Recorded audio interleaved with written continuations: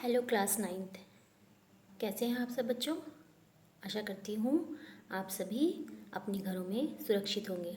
बच्चों, जैसा कि आप देख रहे हैं कि हम वीडियो के माध्यम से अपना पाठ्यक्रम पूरा करवा रहे हैं और आपको भी इसमें ध्यान देने की आवश्यकता है। केवल हमारे पढ़ाने से कुछ नहीं होगा, आपको भी लेसन की एक्सप्लेनेशन को ध्यान से सुनना होगा। आपने देखा अभी तक मैं आपको साहित्य सागर करवा रही हूँ और उसी को कंटिन्यू कर रही हूँ। पिछले वीडियो में मैंने आपको साहित्य सागर का पार्ट 3 महायज्ञ का पुरस्कार पूरा समझाकर करवा दिया था। अब मैं इस बार पार्ट 4 नेताजी का चश्मा जो है उसका आधा भाग आपको और समझा रही हूँ। पिछले वीडियो में मैंने ये वाला पार्ट शुरू किया था, तो आप इसकी एक्सप्लेनेशन को ध्यान से सुनिए और तभी अपने प्रश्नों का उत्तर दीजिए। तो चलिए अब शुरू करते हैं। तो चलिए बच्चों शुरू करते हैं। मैंने आपको पृष्ठ नंबर 20 पढ़ाया था और पृष्ठ नंबर 21 का एक पैराग्राफ पढ़ाया था।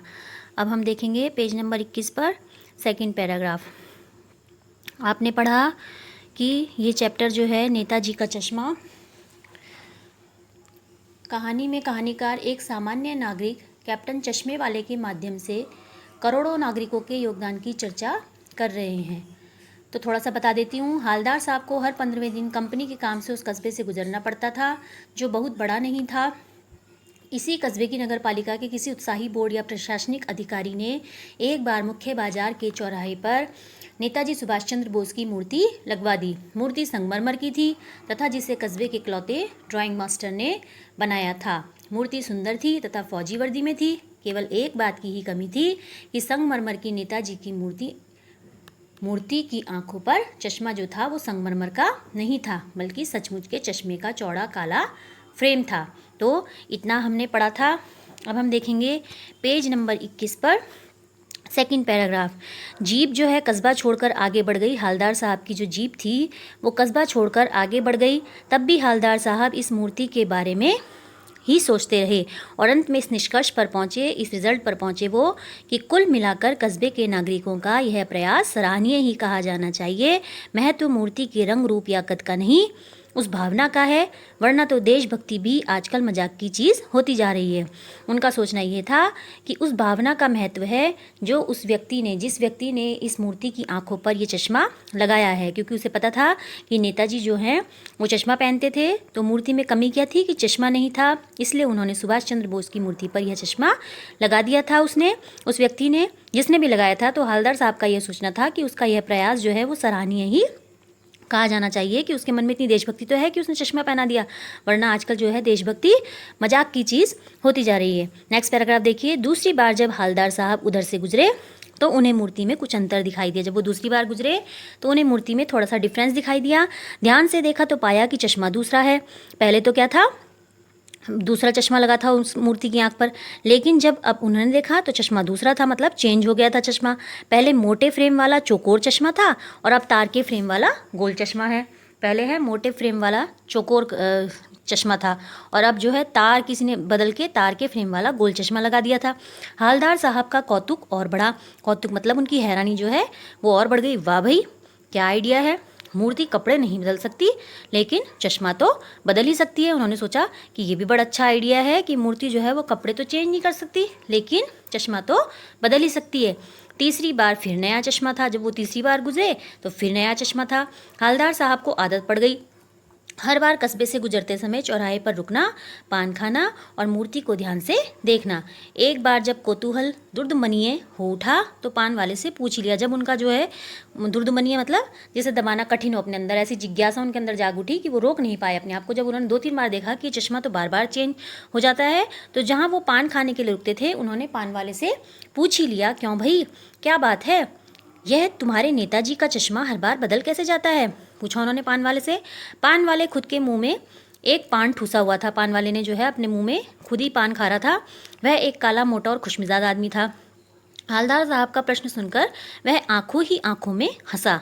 मतलब जैसे ही उसने वो प्रश्न सुना, मुंह से तो बोल नहीं पाया क्योंकि उसके मुंह में पान था, तो आंखों ही आंखों में हंसा। उसकी तोन थिरकी, उसका पेट जो है उसने घुमाया, पीछे घूमकर उसने दुकान के नीचे पान थूका और अपनी लाल काली बत्ती सी दिखाकर बोला, कैप्टन चश्मे वाला करता है। पहले उसने थूका अपने मुंह से पान और तब उसने बताया कि जो है ये कैप्टन चश्मे वाला करता है। हवलदार साहब कुछ समझ नहीं पाया, उन्होंने पूछा क्या करता है। अब अगला पेज निकालेंगे, पेज नंबर 22। पेज नंबर 22 पर देखिए, चश्मा चेंज कर देता है, पान वाले ने समझाया। पान वाले ने यह समझाया कि वो चश्मा चेंज कर देता है। क्या मतलब, क्यों चेंज कर देता है? वो पूछते हैं क्यों चेंज करता है वो चश्मा। हवलदार साहब अब भी नहीं समझ पाए।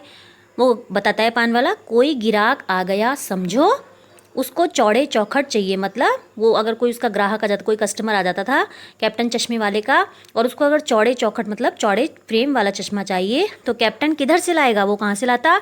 तो उसको मूर्ति वाला दे दिया, तो वो उसको मूर्ति वाला उतार कर दे देता है। उधर दूसरा बिठा दिया और उसके ऊपर दूसरा लगा देता है। अब हवलदार साहब को बात कुछ कुछ समझ में आई।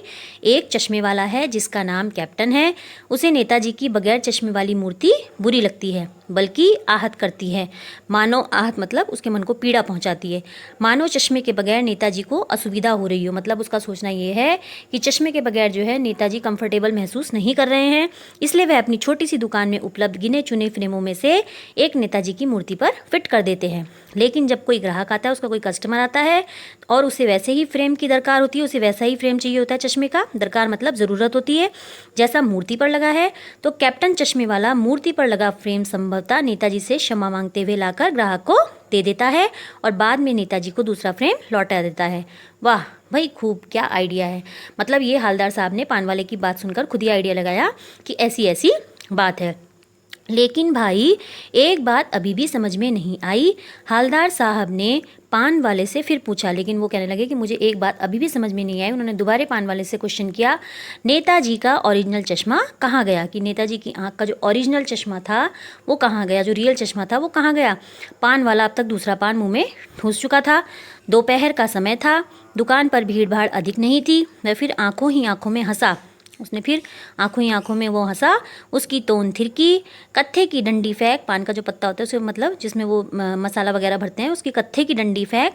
पीछे मुड़कर उसने नीचे पीक थूकी और मुस्कुराता हुआ बोला, मास्टर बनाना भूल गया। फिर से उसने थूका और क्या बोला कि मास्टर जिसने ये मूर्ति बनाई है वो बनाना भूल गया।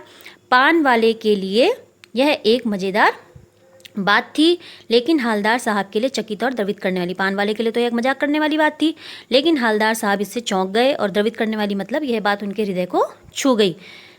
यानी वह ठीक ही सोच रहे थे।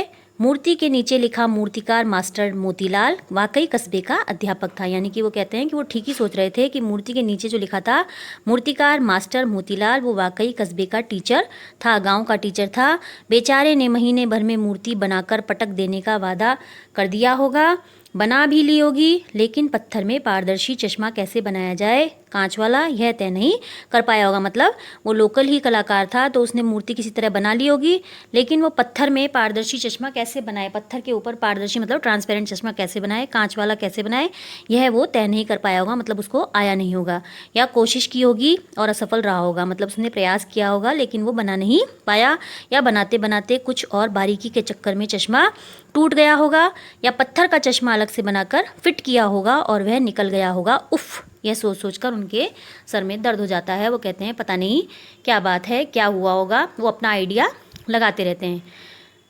अब देखेंगे पेज नंबर 23 पर।